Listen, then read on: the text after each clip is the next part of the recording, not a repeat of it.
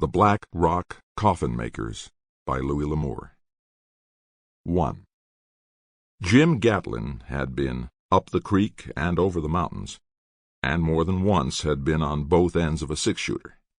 Lean and tall, with shoulders wide for his height and a face like saddle leather, he was, at the moment, doing a workmanlike job of demolishing the last of a thick stake and picking off isolated beans that had escaped his initial attack. He was 1,000 miles from home, and knew nobody in the town of Tucker. He glanced up as the door opened and saw a short, thick-bodied man. The man gave one startled look at Jim and ducked back out of sight. Gatlin blinked in surprise, then shrugged and filled his coffee cup from the pot standing on the restaurant table.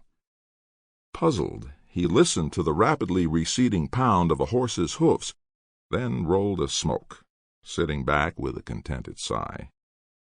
Some 250-odd miles to the north was the herd he had drifted northwest from Texas. The money the cattle had brought was in the belt around his waist and his pants pockets. Nothing remained now but to return to Texas, bank the profit, and pick up a new herd. The outer door opened again, and a tall girl entered the restaurant. Turning right, she started for the door leading to the hotel. She stopped abruptly as though his presence had only then registered. She turned, and her eyes widened in alarm. Swiftly she crossed the room to him. "Are you insane?" she whispered. "Sitting here like that when the town is full of Wing Cary's hands?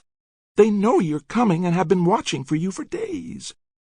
Gatlin looked up, smiling. "Ma'am, you've sure got the wrong man. Although if a girl as pretty as you is worried about him, he sure is a lucky fella. I'm a stranger here. I never saw the place until an hour ago."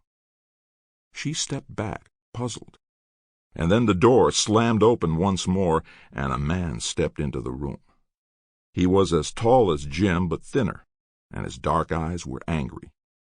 "Get away from him, Lisa. I'm killing him. Right now."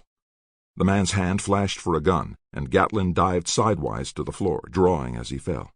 A gun roared in a room, then Gatlin fired twice. The tall man caught himself, jerking his left arm against his ribs, his face twisted as he gasped for breath. Then he wilted slowly to the floor, his gun sliding from his fingers.